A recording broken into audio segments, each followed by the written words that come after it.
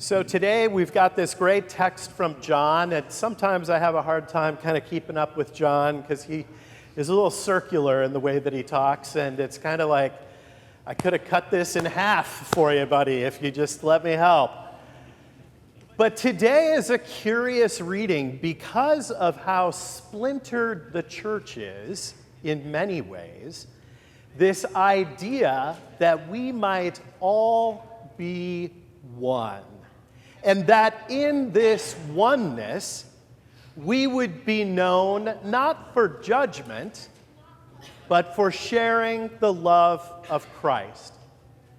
This is a powerful image because I think there have been parts of the Christian community in different times and places, and dare I suggest perhaps even today, where we're more known for judgment than we are for love. But Christ is calling us to be one. Now, this idea of being one is a difficult thing because as human beings, we just fight that no end. We don't want to be one. We're separate and we like that. We want to be distant. We're very concerned about who are the us and who's the them. We always want to separate and divide and think of each other as different from one another. And that's hard because it's difficult to express that love if we're spending most of our time trying to divide. There's a great one-frame cartoon that I just love that is like these miniature figures standing on a giant oversized sheet of graph paper.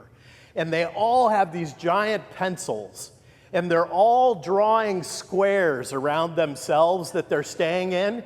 And Jesus is there, and he's got the pencil upside down and is erasing the lines. And he's kind of getting the stink eye out of the corner of the eye. And it's this whole just vibe of what God is doing for us. But it turns out, if you research and study these issues of community that we've been talking about a lot here at Grace and the need to be together, there are serious implications to being isolated and separated and distant from one another. They impact literally how long you will live. Honest, there is research on this. If you are alone, you do not live as long as if you are connected with others. Why?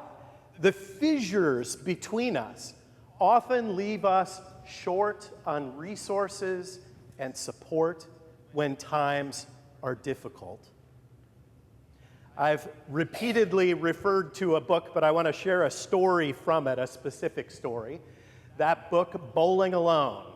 You're like, another sermon on bowling alone. But at the beginning of this book, which was a Harvard professor studying this issue of being together or not, it's about 25 years old at this point. Bowling alone is a reference to, we used to bowl in leagues, and now we bowl alone. So the story that went with the title of this book has to do with a newspaper article in Pittsburgh, Pennsylvania in the 1980s. There was the story of a man who had donated a kidney to another man.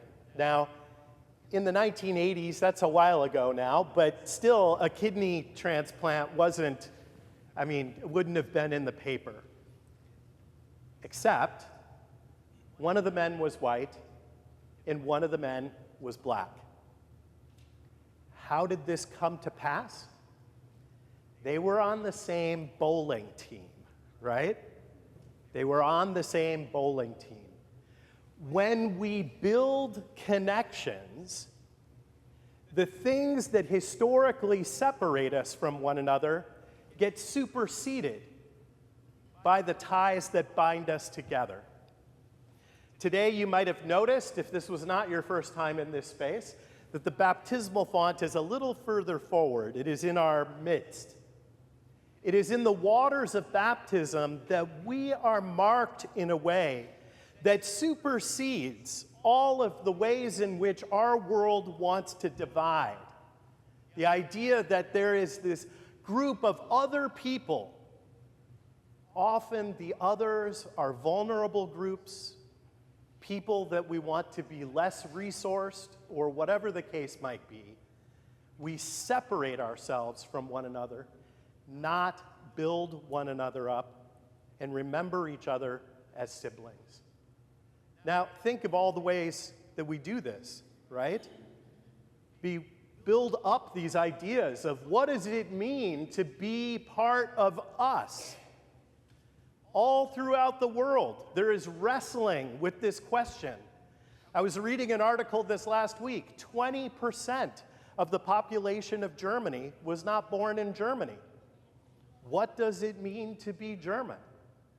What does it mean to be American, right? There are a lot of people with very extensive and very clear lists as to what that looks like and what that does not look like. Sometimes it is based on language, country of origin, the color of your skin, the religion you practice, or on this first day of June, dare we say, sexual orientation, gender identity, all of these things that come up that separate us from them.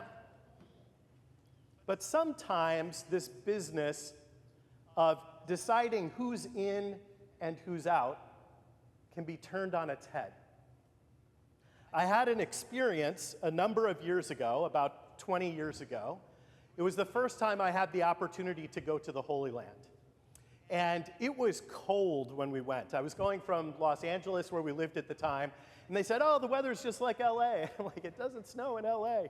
But it was cold in Bethlehem when we went, and it was very foreign to me. I had been to Europe before, but Jerusalem is old. It's really old. And you show up there, everything is stone, everything's the same color. We went to Bethlehem, and we went to the Church of the Nativity, and we were all bundled up, and we walked down this street, seeing all kinds of signs in Arabic and all kinds of different and exciting things. And we turn this corner, and we see this church standing over us, and I'm trying to read the name of the church because it's not in Arabic, which I don't know anyway. It wasn't in Hebrew, which made sense. It also wasn't in English. It was in German, of course, Bethlehem, right? And as I walked up, I was looking at it, and it said the Evangelische Weihnachtskirche. It was the Evangelical Christmas Church, or as we might better translate to English, Christmas Lutheran Church. I thought, wow. And so as we approached this, we were going to be joining the members of that congregation for a prayer service. Well, as I mentioned, it was cold. We had hats on, coats, we were going. And as we moved in, the members of the church started to flow in with us and mix with us. And one of the things that just struck me is that the men often, particularly the older men, had their heads covered as well, because cold, right? Keffiyehs that they had covering their heads, the traditional Arabic head covering to keep warm. And I thought, as an American, I realized how conditioned I was through our media and other ways to see peoples in that part of the world from particular angles and through certain lenses. And to sit next to men wearing a keffiyeh on their head and recognizing that they were not Arab, they were not foreign. These were my brothers and sisters of Christian faith. And not just Christian faith, these were Lutherans. These were my Lutheran sisters and brothers in this place.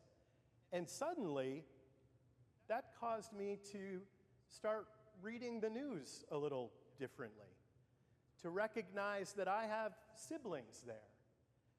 I'd love to say it made the story all simple and clear from there. That's not the case. But it suddenly made me realize that I have family in that place in a way that had never occurred to me previously. Even just a couple years ago, when I attended the Lutheran World Federation Assembly in Krakow, Poland, Lutherans of every stripe and color and language from all around the world. India, Japan, the largest and most dynamic Lutheran community in the world. Tanzania. More Lutherans in church on a Sunday morning in Tanzania than Norway. It's a completely different world when you go to that place. We would often bump into people taking public transit to the venues, and you bumped into Lutherans from everywhere. South African Lutherans. What? Sure, why not? We bumped into the French Lutherans. The bishop, curiously, because of Napoleon, his title is inspector. He sadly did not have a monocle. Felt like he needed a monocle, but nonetheless, Lutherans from all over the world.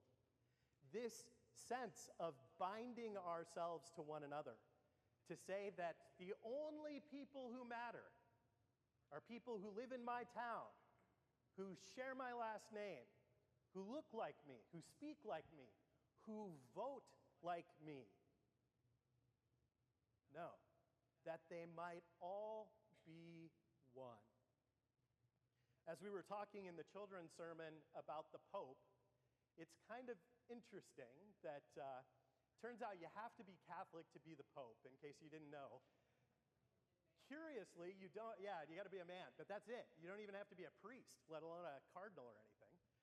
But the thing that is curious to me, as it is to everyone, is that he's from the United States. We all know that. He's from one of the major cities in the United States. One of the only major cities where Lutherans are a significant slice of the population, which I find fascinating. Because if we dial back through recent popes, they probably did not grow up in communities where there were lots of non-Catholics around them. What does it mean that he has had Lutheran colleagues that call him Bob? What does that mean? What does that mean for that sense of being one? In our nation, we refer to the Roman Catholics and those who follow the Catholic tradition as Catholic. But if you go to the Holy Land, they don't use that word because it refers to everybody. They're called Romans because they are the part of the church that is headed in Rome. When we think of this image of all of us as being part